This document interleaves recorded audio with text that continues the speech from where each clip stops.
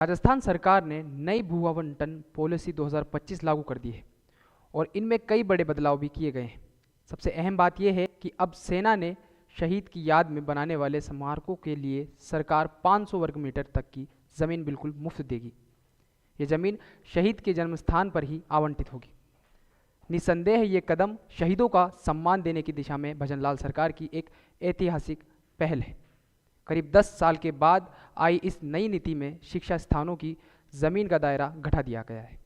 अब कॉलेजों को संभावित मुख्यालय पर 6000 वर्ग मीटर और अन्य जिलों में 10,000 वर्ग मीटर ज़मीन मिलेगी।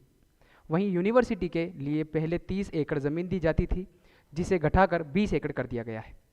राजनीतिक दलों के लिए भी ये राहत दी गई है। अगर किसी भी पार्टी के राष्ट्रीय दर्जा खत्म हो जाता है तो उसकी ज़मीन अब वापस नहीं ली जाएगी।